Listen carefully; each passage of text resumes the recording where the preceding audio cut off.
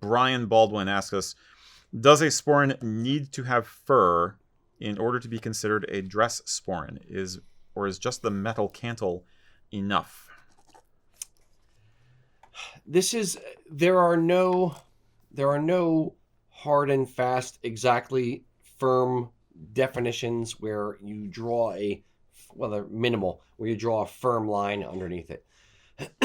They're kind of but not really. For dress sporins, I don't know what the hell I'm talking about. For dress sporins, the typical definition, if I had to define a dress sporin, would be a fur front to the sporin at a metal rim semicircle, what's called a cantle, on the very top of the sporin. Right. Now, you do have leather dress sporins, meaning a leather sporin with 3 tassels and then the metal cantle on top. So it kind of lives in a gray area. Or a piper's sporin, which which is also kind of a dress sporin. It's leather with the 5 leaves coming down, the leather, like what they're called, leaves. And then the metal cantle on top so that they don't drum while the piper is marching. It's not really a dress sporin, but it's not a dress sporin. So it kind of lives in this limbo, in this purgatory. So yes, typically I would say the regular definition of a dress sporin is to have fur on the front, but you can kind of have a leather dress sporin and it works. I mean, it's fine. We sell a good amount of them. They're pretty popular. But it's not a dress sporin, but it's not a dress sporin. Yeah, I think it comes in tiers is how I would put it. I think the bottom line is it needs to have a cantle. That is number one parameter. And then the fur is an optional parameter. It's the second tier. It is very, very common. It is much less common to have something other than fur.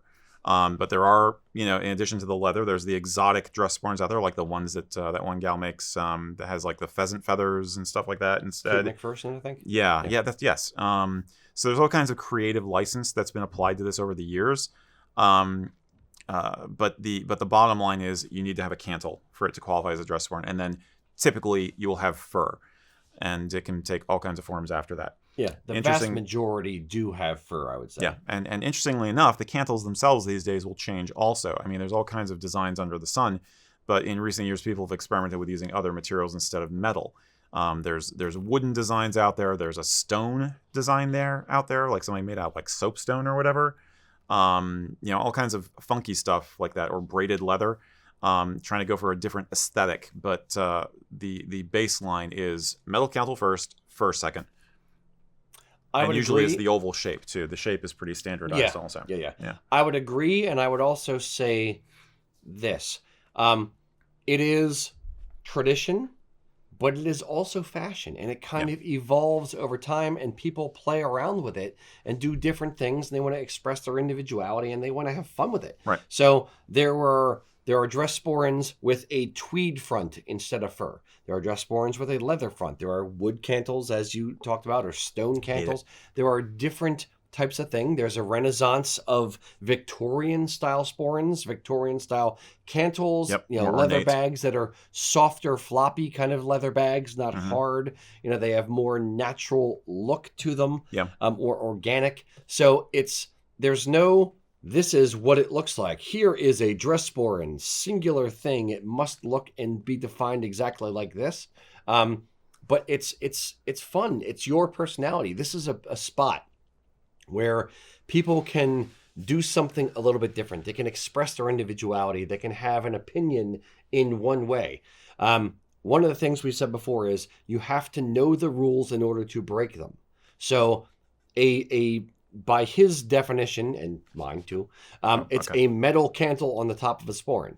So what makes a soapstone, whatever the heck they were using, sporin cantle dress or not dress? Is it? Who knows? They're breaking a rule, but they're doing it on purpose. Yep. It's a fur sporin. Everything else looks like a dress sporin, but it's a wood cantle or a soapstone, whatever.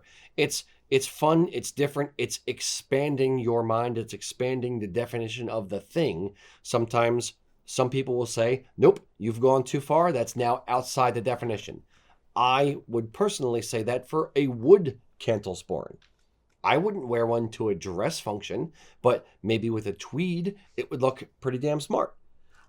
I know you don't like it at all. I don't mind it with a tweed. But the point is, it's a gray area and it's fun and it's evolution. Yeah. It doesn't have to stick around. If you're only ever going to buy one, I would buy a more traditional one because it's Right. more accepted. Right. But if you want to play around with it and it's part of your everyday wear and it's part of your fashion, maybe own a couple, maybe own...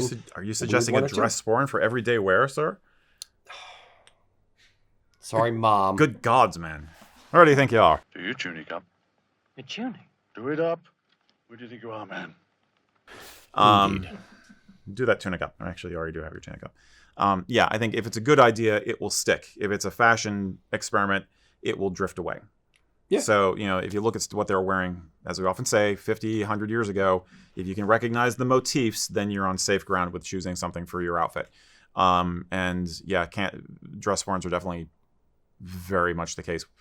It's very much the case with that. Yep. Yeah. Agreed. Wash day. Here endeth the lesson. Mm-hmm.